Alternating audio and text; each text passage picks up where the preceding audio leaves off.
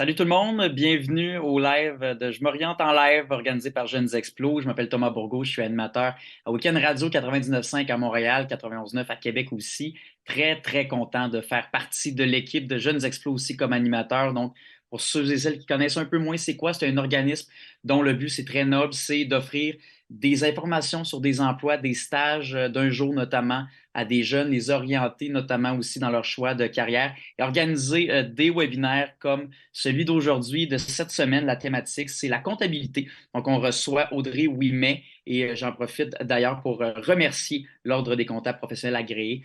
Merci beaucoup parce que c'est grâce à nos partenaires si on peut aider les jeunes finalement. Et il y en a une experte qui a pris son temps, 1 heure au moins, là, pour venir nous parler aujourd'hui, Audrey Ouimet, qui est contrôleuse financière adjointe. Audrey, comment tu vas?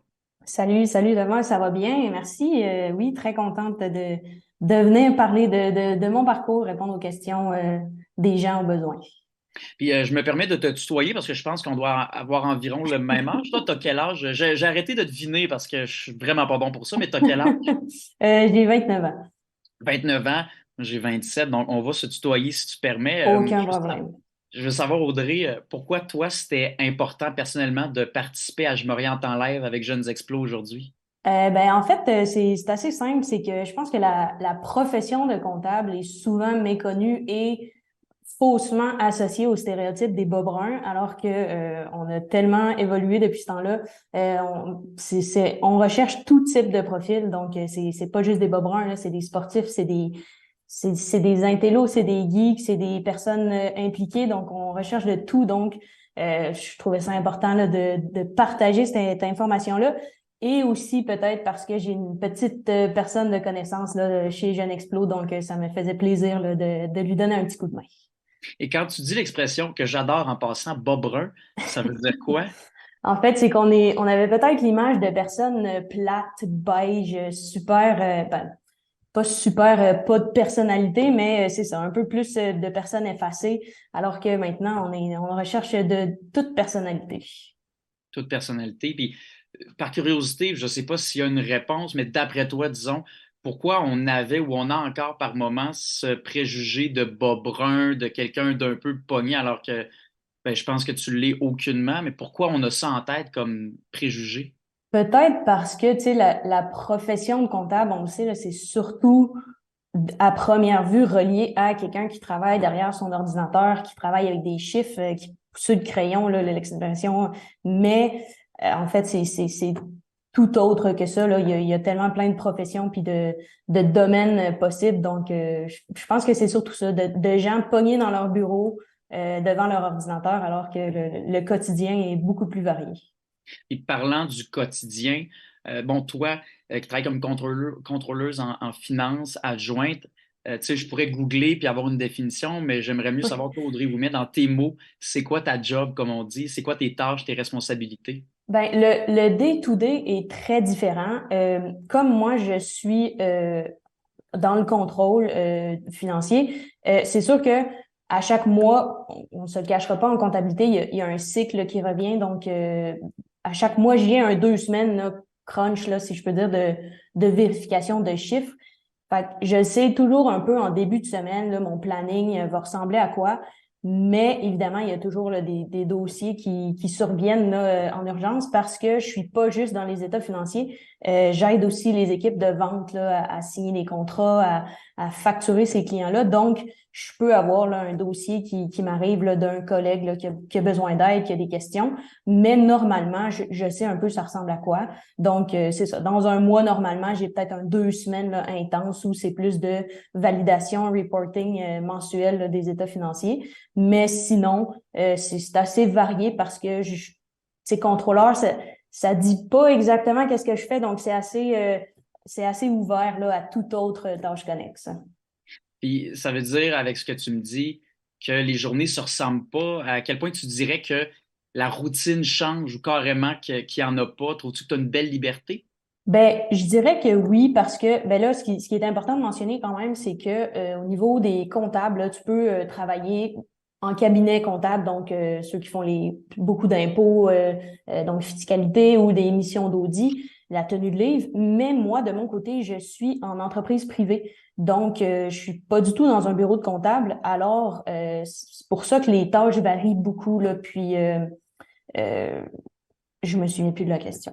Il y a pas de souci. Mais en fait, dirais-tu que tu as une belle liberté avec OK, ton oui, emploi? c'est Tu ça. sais, parce qu'il y en a, par exemple, moi, dans mon emploi, les journées, il y a une certaine structure, mais avec le contenu de l'actualité, les sujets dont on parle à la radio ou à la télé, ça change de jour en jour, mais je sais qu'il y a une certaine structure ou un carcan.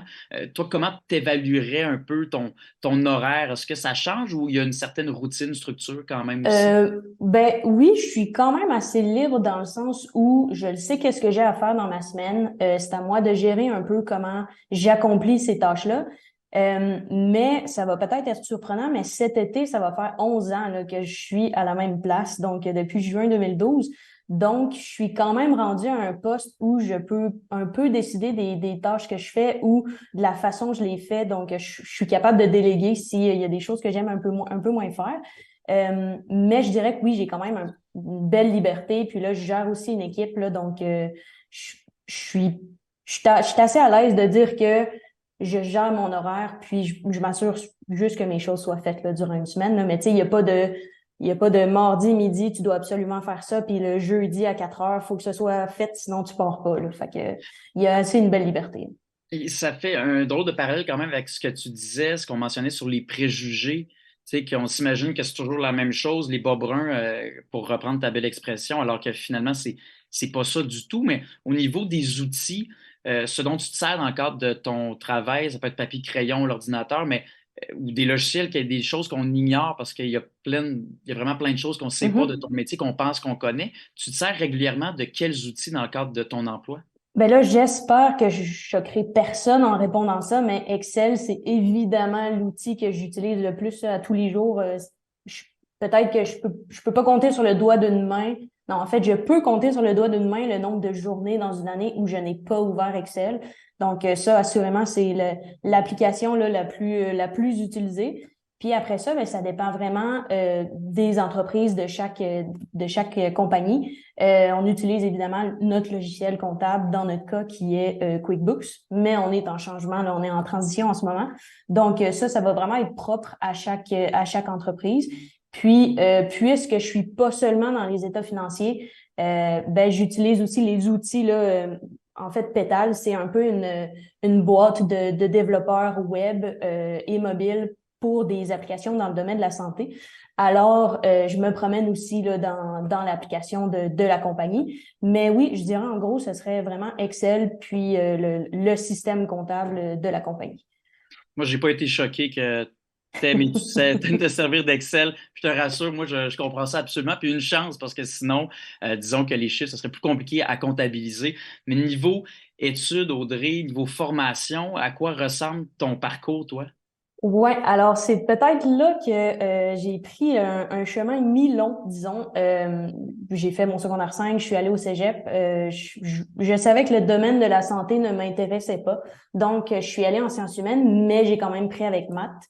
Et après mon 3 ans de sciences humaines, je savais pas en quoi aller à l'université. J'avais évidemment fait un programme là, avec Jeune Explo. Je me souviens pas si exactement c'était Jeune Explo, mais j'avais répondu à certains questionnaires. J'étais pas tout à fait fixée sur l'avenir que je voulais. Donc, puis une session en études libres à l'université, ça m'intéressait moins. Donc, je suis allée voir la conseillère en orientation du Cégep Limoilou. On a passé ensemble le programme, le livret des programmes qui étaient disponibles. Puis, j'avais deux choix. J'avais soit comptabilité de gestion ou l'autre, c'était technique d'administration, quelque chose comme ça. Et étant donné que ma mère est prof de maths, j'ai toujours eu une facilité avec les chiffres, donc c'était tout naturel pour moi d'aller dans le programme de comptabilité. Et bien évidemment, ça me donnait une opportunité de continuer ma carrière de basket au cégep. Là. Donc, j'avais joué pendant mes 3 ans en sciences humaines. Donc oui, j'ai fait 6 ans au cégep, mais ça, c'est vraiment parce que j'étais une grande indécise. Mais tu sais, je vous rassure, là, vous n'êtes pas obligé non plus de faire la comptabilité, la technique en comptabilité pour aller dans ce domaine-là. Et une fois que j'ai fini mes 3 ans, j'avais quand même 7 cours de crédité parce que j'ai fait le programme DECBac au Cégep.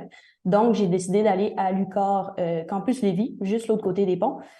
Et ben là, j'ai fait mon bac en 3 ans. Donc, à l'UQAR, ça s'appelle sciences de la comptabilité et sciences comptables, c'est-à-dire. Et j'ai fait mon 3 ans là. Puis, ben après mon 3 ans, je me suis dit pourquoi je m'arrêterais seulement au bac. Donc, j'ai décidé de continuer et faire le DESS. Donc, diplôme d'études spécialisées supérieures ou supérieures spécialisées, je les mélange toujours. L'un ou l'autre. L'un ou l'autre, ça mène à la même chose. Puis, donc ça, ce DESS-là fait en sorte que tu peux prendre part à l'examen des CPA. Donc, ça, c'était un an intensif de cours. Donc, à l'automne, c'est les cours. À l'hiver, c'était les stages. Et ensuite de ça, ben, la dernière session de préparation à l'été avant l'examen en septembre. Donc, moi, l'examen, je l'ai fait en septembre 2020, première année COVID, c'était assez spécial. Ça ajoutait un petit stress de plus, mais donc j'ai fait mon examen, je l'ai réussi. Et ben c'est ça. Donc là, j'ai eu la nouvelle, ça fait même pas un mois, même pas 2 semaines en fait, là, le 19 avril, je recevais un courriel là, bienvenue dans la famille des CPA. Donc toute surprise, j'ai eu ma réponse là, mais donc mes rapports de stage. Donc après l'examen, c'est pas fini évidemment. Là, oui, c'est la plus grosse partie du parcours pour être CPA, mais il y a quand même des mois, 24 mois de stage total à faire. Et ensuite le rapport de stage, qui pour ma part, ça a été la partie la plus difficile parce que je repoussais toujours, mais une semaine en février, là, je me suis donné un petit coup, j'ai remis mon rapport de stage, puis je peux maintenant dire que je suis CPA. Félicitations. Oui, tu sais, pour Merci. entamer des études, des formations comme ça, c'est quand même un investissement. Tu devais savoir que c'était un domaine qui était fait pour toi ou tu devais au moins t'en douter peut-être un peu. Qu'est-ce qui t'a incité à te lancer là-dedans pour devenir comptable? Ben, en fait, tu sais, il y a encore des matins là, où je me réveille et je me dis, est-ce que je veux vraiment être comptable et faire ça tous les jours jusqu'à ma retraite? Mais ce qui est le fun en comptabilité, c'est qu'il y a tellement de domaines différents, là. Donc, comme je disais, tu peux aller autant en entreprise privée qu'en cabinet que dans les gouvernements. Puis je pense vraiment que c'est ma facilité avec les chiffres qui m'a confirmé que dans le fond, j'aimais ça. Puis je pense que c'est vraiment différent d'entreprise en entreprise, la carrière de comptable. Fait que je pense que j'ai connu mon poste chez Pétal, puis c'était tellement différent de ce à quoi je m'attendais comme comptable que j'ai décidé de continuer là. Puis en fait, j'ai fait mes stages au Cégep et à l'université. Je les ai faits à l'entreprise où je suis en ce moment. Donc, je pense qu'avec ces périodes de stage-là, donc je travaillais en même temps que les études. Je pense que ça m'a donné la confirmation que j'étais bien, puis que c'est ce que j'allais faire. Et qu'est-ce que tu trouves de plus valorisant dans ton métier? Tu sais, quand tu reviens chez vous, des fois on a des moins bonnes journées, moi le premier, mais des fois, quand on est heureux, on a envie quasiment de revenir tout de suite le lendemain parce qu'on aime ça. Toi, qu'est-ce que tu trouves de plus valorisant dans ton emploi en comptabilité?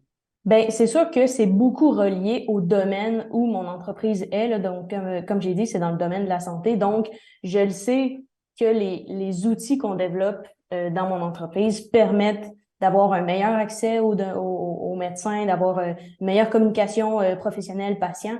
Donc, c'est sûr que moi, je sauve pas des vies, mais j'aide les personnes qui sauvent des vies à mieux faire ce qu'ils font de mieux dans la vie. Donc, je pense que c'est vraiment ça dans mon cas, là. C'est clairement un métier utile, puis les gens le reconnaissent parce que là, il n'y a pas de questions pour le moment. Je réitère, tout le monde, si vous avez des questions, vous pouvez les écrire dans la boîte de commentaires en dessous du direct Facebook. Mais il y a Gabriel qui dit félicitations pour ton CPA, Isabelle aussi. Félicitations Audrey pour ton titre de CPA. Donc, Merci, une troisième merci. fois, félicitations pour ça. Puis on voit que tu es passionné, tu trouves ça valorisant.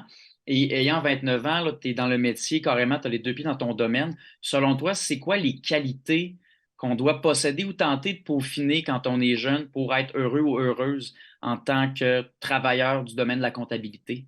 Ben c'est certain que là, moi, je suis dans une équipe, là, on est quand même rendu 8 là, au département des finances. Donc, assurément, travailler en équipe, là, c'est une qualité, puis je pense que ça s'applique dans tous les domaines, en fait. Et en comptabilité, que tu sois en fiscalité ou en audit ou en gestion de la performance, je pense que travailler en équipe, c'est hyper important parce qu'on n'est pas tout seul devant notre ordi à longueur de journée. Donc, je suis vraiment entourée d'une bonne équipe. La communication, c'est super important. Parce que je veux dire, c'est un peu ça aussi la responsabilité des comptables, c'est de communiquer l'information aux utilisateurs de ces informations-là. Puis, je pense que moi, ce qui venait facilement dans mon cas, c'est l'esprit de leadership. Donc, parce que je suis beaucoup impliquée dans les sports, j'ai cette aptitude-là facilement. Donc, je pense que ça m'aide beaucoup dans mon day-to-day, là, dans mon quotidien, dans mon équipe, là. Ça t'aide dans ton quotidien, puis dans ton quotidien, parce que toi, tu es une femme en comptabilité. Moi, tu me poses la question, c'est quoi le ratio de parité, le taux homme-femme? Je ne saurais pas quoi dire vraiment. Toi, pas besoin d'avoir de chiffres, de statistiques. Dans ce que tu vois autour de toi, tu évalues ça à combien de pourcentage la parité? Est-ce qu'on se rapproche du 50-50? Je dirais que dans les expériences que j'ai eues au cégep, dans la technique, on était de mémoire plus de filles que de gars. Puis après ça, puis il y en a pas vraiment beaucoup qui ont quitté, là, donc on a été une bonne gang à suivre. À l'université, je dirais encore que c'était un peu plus de filles que de garçons. Puis là, rendu en entreprise, je dirais que c'est vraiment 50-50. Évidemment, comme je disais, j'ai pas fait de stage en entreprise, en cabinet, donc je sais pas trop ailleurs qu'est-ce que ça dit dans les autres compagnies. Mais dans mon cas, c'est vraiment du 50-50. Donc, puis on essaye aussi de pousser ça là, quand on fait des embauches, là, on essaye d'aller chercher la parité le plus possible. Puis c'est quand même le fun là, de voir que c'est deux idées, des fois deux façons de penser pas qui se challenge parce que ce n'est que pour le mieux, mais c'est drôle de fois de voir qu'on pense différemment, mais on arrive toujours au même but, puis on se complète les idées. Mais ouais, je dirais qu'autour de moi, c'est pas mal 50-50. Je suis, c'est- je pense qu'on est peut-être l'équipe de comptabilité dans mon entreprise, le département le plus paritaire parce que c'est une entreprise de dev, donc de gens en R&D. Alors, c'est pas mal plus masculin, mais on doit être le département le plus paritaire au sein de l'entreprise. C'est un but à atteindre pour plusieurs domaines, puis un défi à surmonter. Mais parenthèse, Gabriel, justement, qui demande quels sont tes prochains défis que toi, personnellement, tu aimerais rencontrer dans le cadre de ton travail. C'est une bonne question. En effet, très bonne question. Puis on dirait que je pense jamais vraiment à ça parce que j'essaie de pas trop me projeter dans le futur ou de pas trop me faire de projets, mais tu sais, sur le plan personnel, j'aimerais peut-être faire un MBA ou faire peut-être une spécialisation autre là, en comptabilité. Mais sinon, dans mon entreprise, c'est sûr que là, on est appelé encore à grandir. Là, comme j'ai dit, on change de système comptable. Donc, ça, c'est quand même un gros projet qu'on a sur les bras qui s'en vient. Mais ça va être évidemment de soutenir mon équipe là, dans ce gros défi-là. Et niveau taux de placement, cette fois, peu importe si on est un homme ou une femme, par exemple, si un jeune ou une jeune qui nous regarde, qui nous écoute avec Je m'oriente en live, avec Jeunes Explos, dit OK, je m'essaye, je me lance là-dedans, la formation, les études, à quel point, selon toi, on est garanti d'avoir une job, comme on dit, dans le domaine de la comptabilité? Euh, Assurément, il doit y avoir là, des statistiques pas mal plus scientifiques en ligne là, que ce que je vais dire, mais j'aurais aucun doute là, de dire que le taux de placement en comptabilité est très élevé. Tu sais, si je regarde autour de moi, là, les gens avec qui j'ai fait ma technique, avec qui j'ai fait mon bac, on est tous placés, là. Donc, il y en a pas un qui a dû changer de carrière parce qu'il trouvait pas dans son domaine.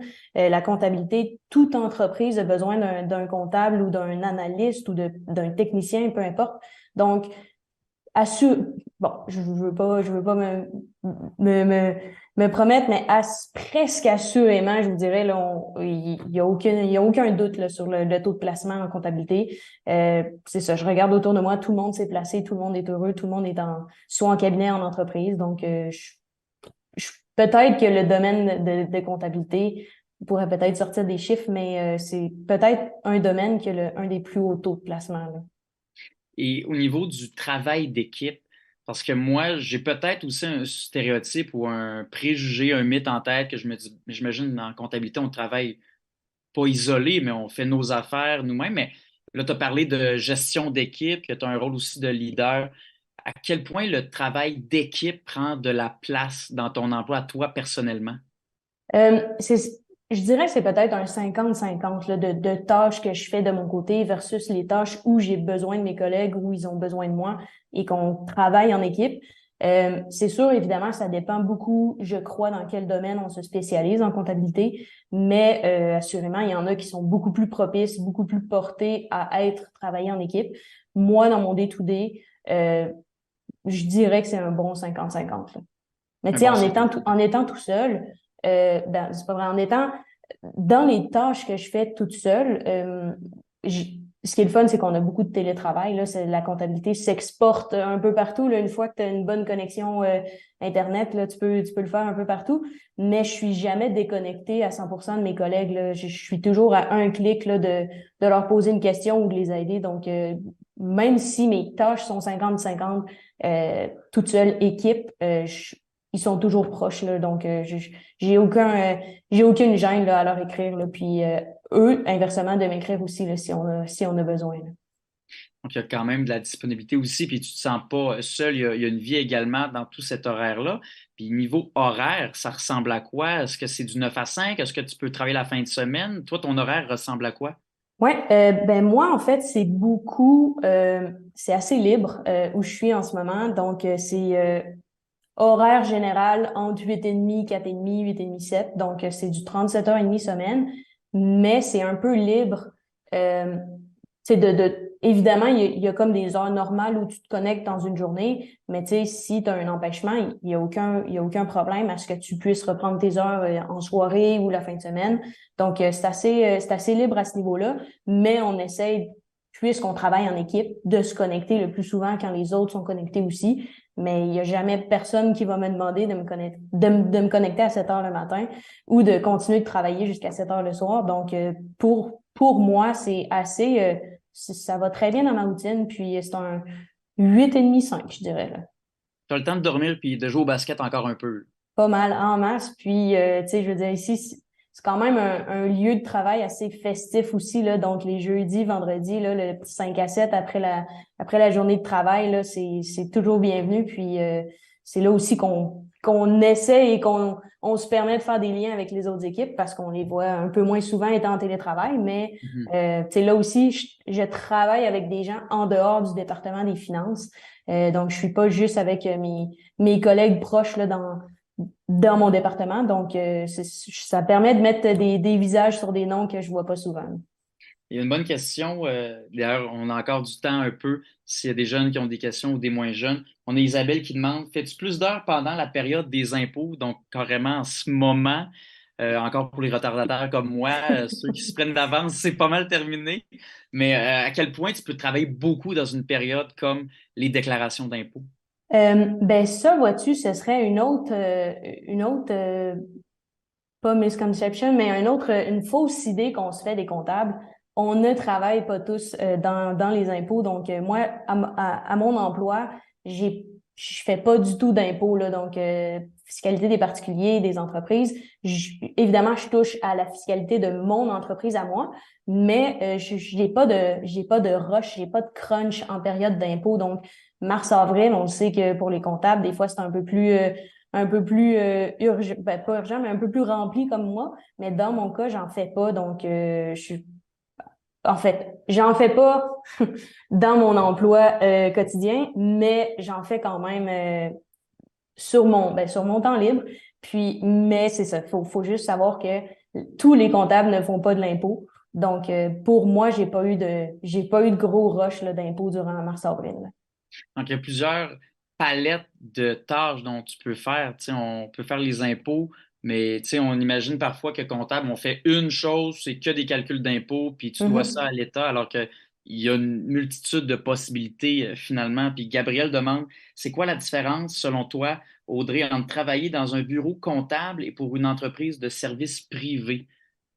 Euh, ben, je dirais que quand on est en cabinet, c'est un peu plus ce qu'on retrouve habituellement comme service en cabinet, là, ce serait la tenue de livre, les impôts et, euh, et l'audit. Donc, ce serait peut-être plus les trois services auxquels on serait porté à travailler. Alors qu'en entreprise privée, ben tu peux être sur plein de dossiers différents. Comme je disais, moi, j'ai évidemment les états financiers parce que ça fait partie de mon poste, mais je travaille aussi sur les ventes. Donc, ça, c'est pas nécessairement quelque chose que tu apprends à l'école, mais quand moi, on m'a présenté ça à mon emploi, puis on m'a dit, est-ce que tu voudrais t'impliquer sur les ventes? Est-ce que tu veux t'assurer que Pétale soit bien représenté? Évidemment que ça m'intéressait. Donc, c'est peut-être la plus grosse différence, c'est que c'est ça. En cabinet, c'est plus spécialisé sur 3 domaines, alors que en entreprise privée, tu peux vraiment toucher à tout. Puis il y a, comme on dit si bien, sky's the limit, là, il y a rien qui nous arrête en entreprise, là. Oui, le ciel, c'est la limite, puis dans tous les emplois, puis c'est bien que tu le rappelles aussi. Je pense que ça peut donner envie à des jeunes qui nous regardent avec Je m'oriente en live, avec Jeunes Explos, de se lancer aussi dans cette aventure-là en comptabilité. Là, je vois déjà le temps qui file. Il reste encore quelques minutes là, s'il y a d'autres questions, puis vous êtes notre priorité avec Jeunes Explos. Mais pour toi, Audrey, c'est quoi les conseils que tu donnerais aux jeunes qui nous regardent ou qui vont regarder parce que c'est en rediffusion, c'est sur Internet, c'est jamais perdu, mais tes conseils pour les jeunes qui veulent en apprendre plus sur la comptabilité ou carrément travailler dans ce domaine-ci? Ouais, ben je dirais, puis ça a peut-être été un de mes regrets, c'est que quand vous allez avoir des opportunités de stage au cégep, à l'université, plongez vraiment dans les opportunités qui s'offrent à vous, parce que c'est vraiment là que tu vas aller découvrir est-ce que je suis plus une personne cabinet ou une personne entreprise. Dans mon cas, les stages que j'ai fait au cégep à l'université, ben c'est à l'endroit où je travaille actuellement. Donc, j'ai pas vu beaucoup autre chose, mais je suis super satisfaite avec ce que j'ai. Mais ce serait le plus gros conseil, ce serait d'y aller à fond, de pas hésiter. Puis c'est pas grave de faire un stage et de pas aimer ça. Justement, le stage, c'est là pour ça, c'est là pour aller trouver ce qui te passionne. Et ça se peut qu'il y ait des choses qui fonctionnent moins, mais en comptabilité, il y a tellement de possibilités que les stages sont là pour ça, pour essayer, puis essayer de toucher à tout, là. Puis Jeunes Explos, d'ailleurs, propose souvent des stages d'un jour, des activités. Donc, on peut se tremper un orteil dans la piscine puis se dire, ben, la température n'est pas à mon goût, puis Tout à fait. changer aussi. Puis toi, tu es heureuse dans ton domaine, tu es carrément dans le bain, là, pour prendre la même métaphore. Et Marie-Pierre Ouais. qui demande, est-ce que travailler, Audrey, dans une entreprise privée demande beaucoup d'interaction avec des clients externes? Euh, je dirais que j'ai la plupart du temps pas d'interaction avec des gens externes, là. Donc moi c'est ce qui me permet d'aller au bureau puis de travailler en Google, là. Donc je rencontre pas de clients.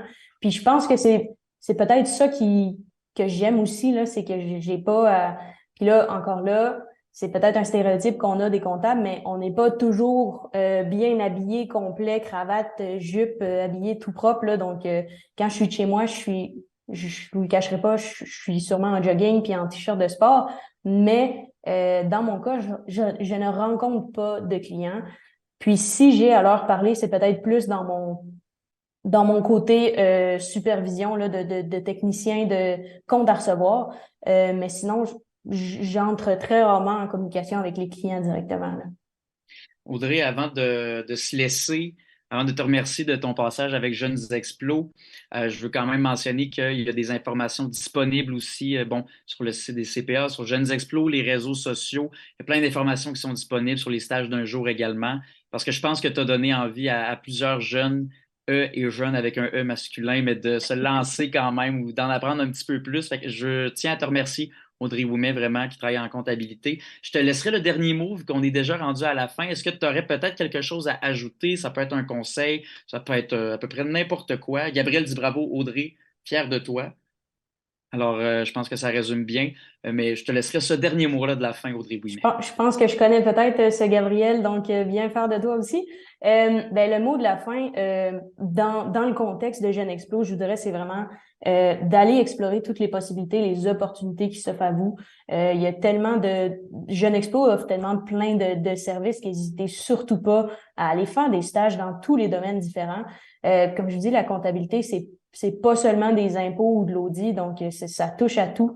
Donc, soyez vraiment pas gênés de poser les questions, d'aller vivre une journée dans les bas d'un comptable pour voir qu'est-ce que ça fait. Puis, vous pourriez demander à 2 comptables c'est quoi leur quotidien, puis les deux répondraient des choses complètement différentes. Donc, c'est un domaine assez varié qui s'exporte très facilement. Donc, n'hésitez surtout pas à plonger dedans et et à essayer toutes les opportunités possibles. Audrey Ouimet, contrôleuse financière adjointe, merci beaucoup pour ton temps avec Jeunes Explos. C'était très intéressant. Merci à toi, bonne journée. Bye bye.